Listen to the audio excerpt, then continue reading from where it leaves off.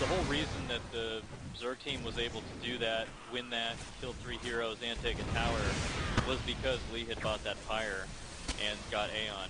That buff really put their team at a huge advantage to the other team, giving them quite a bit of resistance and additional tankiness to be able to win that fight.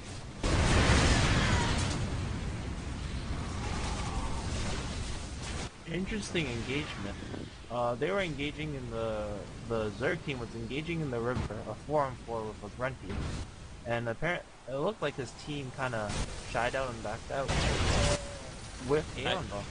I think that the reason for that was the Rancor really was using his cloak, the snipes, and his nukes to help control the battle, and that's really where having a Rancor and the other team having their Rancor banned puts one team at a distinct advantage. I think that as the game goes on, the Rancor is really going to end up causing quite a bit of difficulty for the Zerg team. But he is not scanning Levy, which is the one thing that needs to be done right now. If he was scanning Leviathan, we actually could see the Leviathan get jacked. Yeah, the Rainer Q on the lip, amplifying that damage really allows you to ninja bosses a lot more effectively. Absolutely.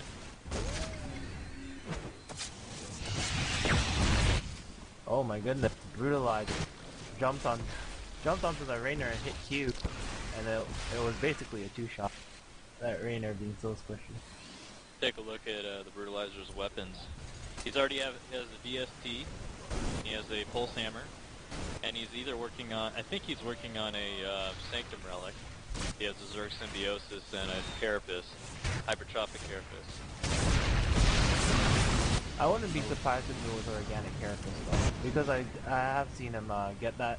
The Zerg Symbiosis basically for early game, and then he transitions into Organic Carapace. Just because his lifesteals are really low. Yep.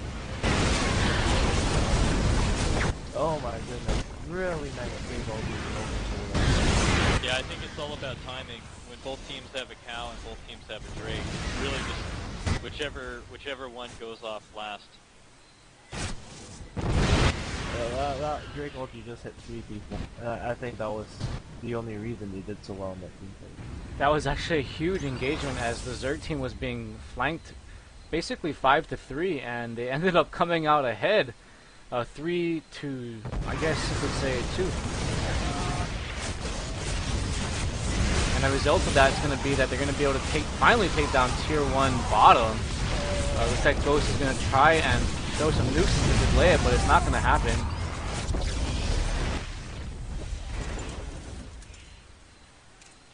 Checking the scores, 26-19.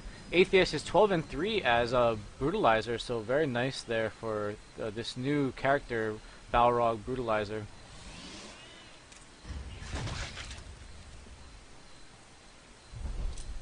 Alright, looking at the Viron, it looks like he's going for a Code of Arts, which is going to help your team a lot.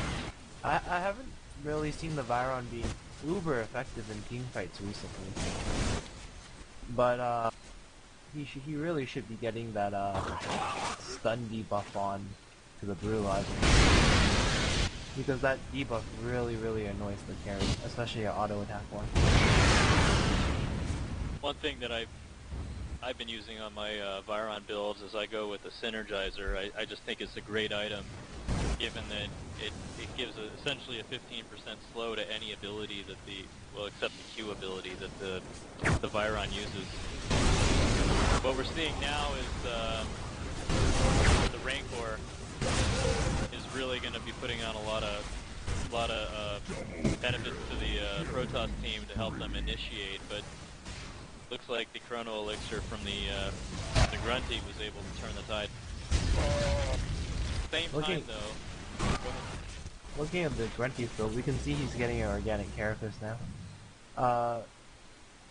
I'm not used to seeing Grunties with more than 1000 HP, to be honest with you guys. And he's at 3 tier right now, and his weapon damage is still pretty insane. So yeah, you see, he's just tanking the tower right here. Yeah, it's a very him being moved to strength hero. I don't know how I don't know if this is OP or not, but right now it looks pretty strong. I gotta say. I mean, he's got all the DPS he used to have, maybe a bit less, but he's a lot tankier now. Cerny's just purely overextending in that situation. He was just in the bottom lane farming their creeps way up past the Thor camp. He was there for a couple of minutes. Granted, during the time where they just had that last engagement in the Zerg top forest, Cerny was able to take off the Zerg bottom tower, tier 2. But I think he overstayed his welcome.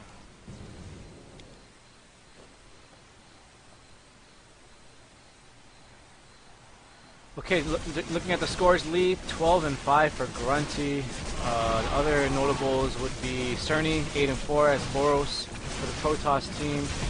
That's about it with the high kill count. Looks like they're attempting to push middle right here. I don't know. I don't think this is a good idea. And they're backing up. They really should wait for something like Aeon to respawn. Get the buff before they start thinking about taking tier 2. They are going for the tier 2 bottom though. Tier 2 tower is not doing as much as tier 2. So tier 2 goes down, and with map control, the Zerg team is going to be able to take down Aeon. But here we go. We got double pluck from Drakes. Are we going to see an ulti? Double ulti from the Drakes. Everybody flies up. Are we going to see any toilets? Nukes dropping. There's so much action. Viron getting his abilities in there as well. Here comes Raynor and his ulti, but not really doing too much damage to the Drakes. And wow, what is going on? What is going on?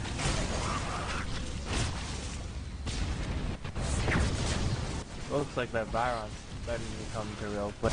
That Viron basically just like their entire team. Does a huge amount of damage. Oh, nice pluck. We might actually see a kill here.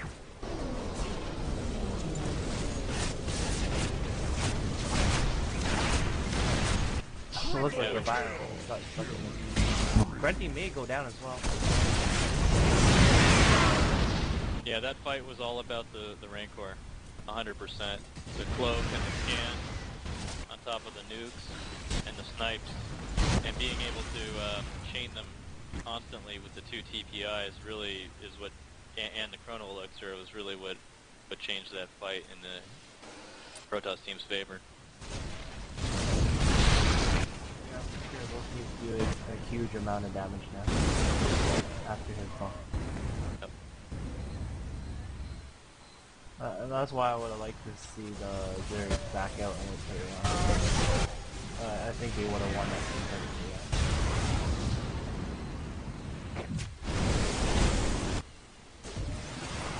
Now they just have to stay in their base until their carry respawn. That's why the Protoss team just got a free tier 2 tower. And it looks like the Zerg team is behind by about 6 kills. 8 kills. No, yeah. actually, sorry, 8 kills. But on the other hand, they have taken the bosses, I think, 3 times now, and now they're going to take Aeon, and so get a 4th boss. For those of you who don't know, every time you take a boss, it's 400 minerals for each person on your team, plus the buff. So it actually is it's better than taking a tower, you know, but by a marginal amount. All right, so we see here the Byron's being out of position and the Drake as well.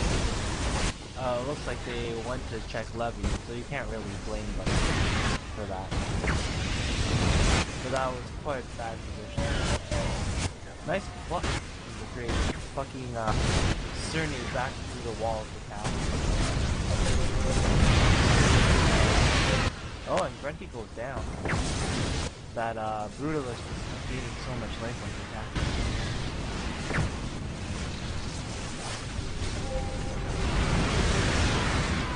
Yeah, what we see again is the Rancor is just able to control the fight. The cloaking field the nukes and the snipes are just going to be too much for these team fights, and I think that this game is going to end up going to the Protoss as a result. I hope to be mistaken, but I think that the Rancor, once you get into late game and one team having Rancor, the other team having their Rancor banned in the lobby, just really gives one team too much of an advantage. Yeah, the thing I notice when I play against Rancors is that the only way to really stop it is if you have like you need 1 or 2 chronos and you need scans as well. Like the chronos aren't good enough. You need like a LZ to jump on him or Vorpal to surge into him and really deal with him. If not, he's just gonna tear the other team apart, as we're seeing right now. Yep. Those like 3 or 4 nukes that he drops is doing like 2,000 damage-ish AoE, like in total, in every team fight. Yep. That's not even including his snipe damage. One of the big changes too to the Rancor is that, and this has actually been released already, so I think it is a public version, is the resourcefulness change as his passive. Many of you know he gets he gets a bonus of his level times 8%. So let's say you have a Rancor at level 20, he's getting 160% bonus for every time he uses a consumable. And if you look at the Rancor's items, he actually just got an HSG, but before that he only had 2 TPIs and he had around 1,000 AGI and 1,000 int, and that was because just of the 2 consumables giving him that bonus. So huge engagement going on at mid. Oversoul started an initiation with his ult, actually missing his ulti on everybody. Then a cow ulti came down, and you guys saw the brutalizer. Red HP jumped onto something to auto attack him and go back up to orange. Oh, but he does go down. Brutalizer being a really nice hero now. It plays really interestingly because all his skills require HP and no mana. He requires 0 mana, his skills require life. So he really wants to go down to a really low HP and then fight. It's a very interesting hero just because you can bait people at low HP and just turn around, jump on them at red and get a kill, and still be alive. It was actually a really nice engagement. Constant pressure from the Boros, plucking the grunty into the base twice, using his ulti, and really just buying time for his team to respawn. And then that gave enough time for the Rancor to come back, give it the snipe behind the tower, and ended up cleaning up the fight. Double kill.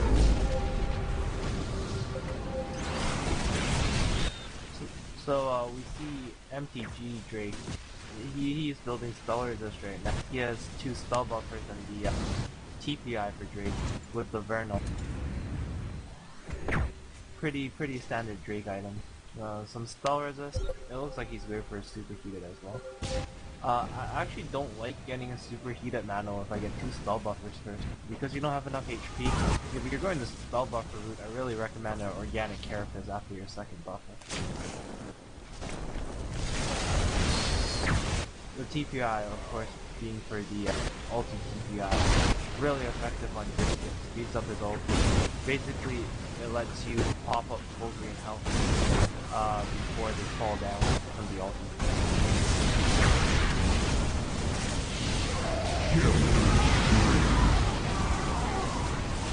Taking a look at Oversoul Drake build, he has a superheated mantle, a Hyperion shield generator, and a spell bubble. As we can see, the Drake here really cleaning up that team fight. You might get a monster. There it is. The Hyperion shield gen plus the Vernal. If you pop both of those before you get into a team fight, you get 25% damage, less damage from the Hyperion shield gen.